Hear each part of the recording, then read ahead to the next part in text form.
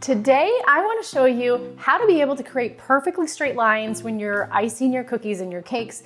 So no more twisty lines or ugly looking cookies. It's time to take your icing to the next level. All right, let's do it. Grab your icing bag and let's get started.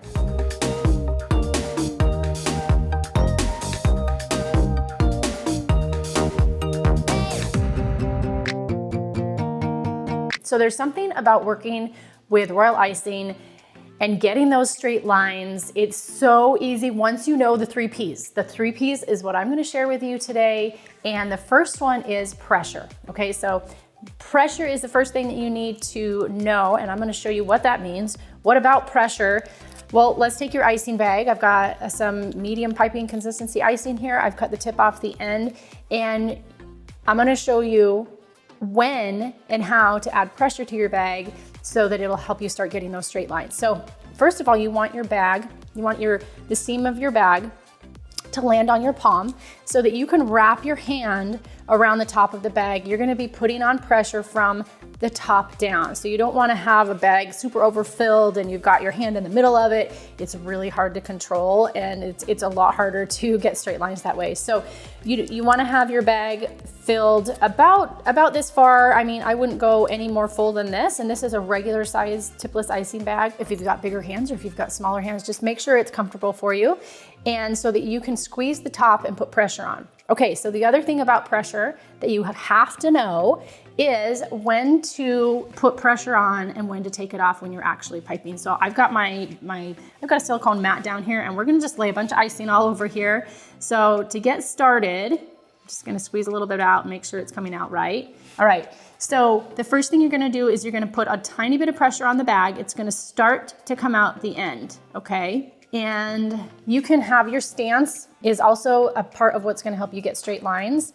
So sometimes I'll lean here and I'll, use my hand. You do wanna be controlling with your whole arm usually. If you're just using your wrist, that's gonna hurt you more than help you, okay? So make sure that you either are not resting on the counter. If it's more comfortable to rest, make sure that you're using your whole arm when you move.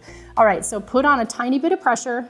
The icing's gonna start to come out of the bag, and you're gonna touch it down to the surface, which would be the cookie when you actually put it on a cookie, right? But we're practicing, so we are gonna start putting on some pressure, and look at that. It's gonna start to come out of the bag, okay?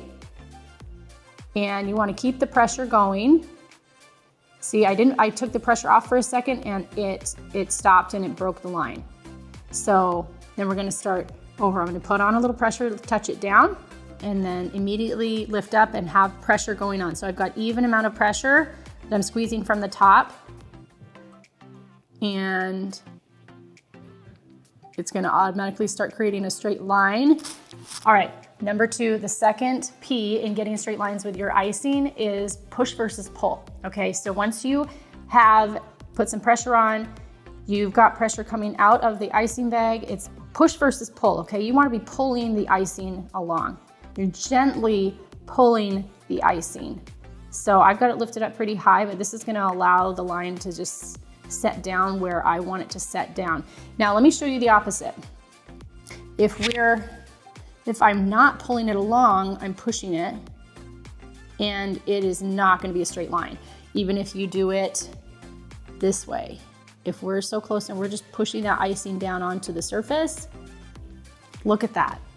That is not a pretty straight line, and neither is that one. So you wanna make sure that you are pulling the icing along to get that nice straight line. It's really cool because the icing will do the work for you. You just put on the pressure, and I'm about an inch or 2 above the mat, and I'm just letting the icing lay down, and I'm putting on barely any pressure. It's creating a little bit thinner line. Let's see if I do a little bit more pressure. That line will be just a tiny bit thicker. Okay, so now my lines right now are, they're straight. I mean, they're really clear, but they're not super even, but that's okay, we're practicing here. I have the third P for you. Before I tell you what that is and illustrate that for you, I wanna tell you thank you so much for watching this video. It means so much to me.